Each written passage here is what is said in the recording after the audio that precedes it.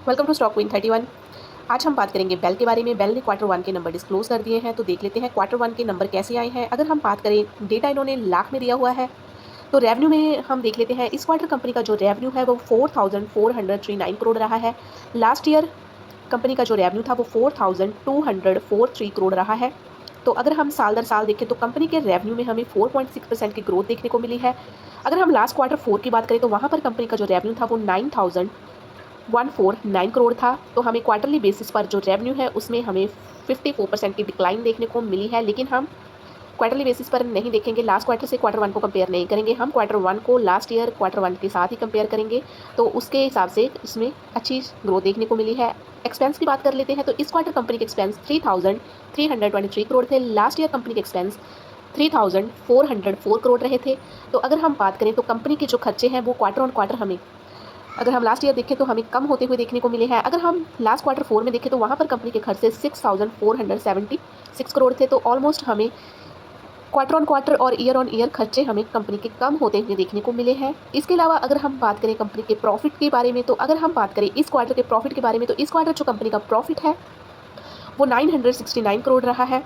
अगर हम बात करें लास्ट क्वार्टर वन की, तो वहाँ पर कंपनी का जो प्रॉफिट था वो 791 करोड़ था।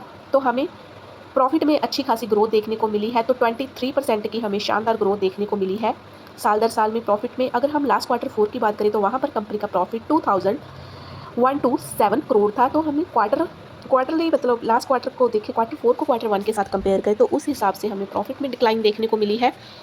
अगर हम बात करें ईपीएस की, तो इस क्वार्टर कंपनी का ईपीएस 1.33 था। लास्ट क्वार्टर कंपनी का ईपीएस 1.08 था। अगर हम बात करें लास्ट क्वार्टर फोर की, तो वहाँ पर कंपनी का ईपीएस 2.91 था। तो क्वार्टर ऑन क्वार्टर हमें ईपीएस में डिक्लाइन देखने को मिली है, लेकिन साल दर साल हमें ईपीएस में बढ़त देखने को मिली है।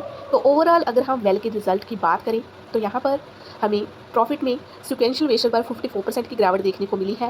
लेकिन घबराने की ज़रूरत नहीं है, क्योंकि बेल के ज़्यादातर डिफेंस प्रोजेक्ट की पेमेंट्स क्वार्टर फोर यानी कि मार्च तिमाही में क्लियर होते हैं। क्वार्टर वन में हमेशा गिरावट ही रहती है, क्योंकि ये एक सीजनल ट्रेड है। इसके अलावा अगर हम बात करें तो कंपनी की कुछ हाईलाइट ग्रोथ देख लेते हैं। तो यहाँ पर कंपनी का जो रेवेन्यू है हमें उसमें 5.90% की ग्रोथ देखने को मिली है। अगर हम बात करें प्रॉफिट बिफोर टैक्स की, तो उसमें भी हमें 24.28% की ग्रोथ देखने को मिली है साल दर साल।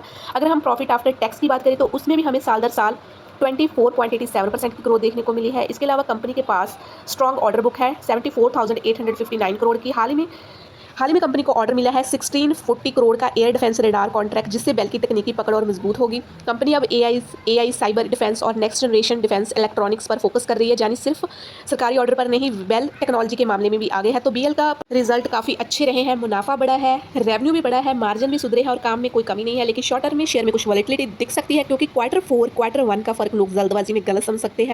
वीडियो पसंद आए तो लाइक कीजिए और चैनल को सब्सक्राइब कीजिए। Thank you so much.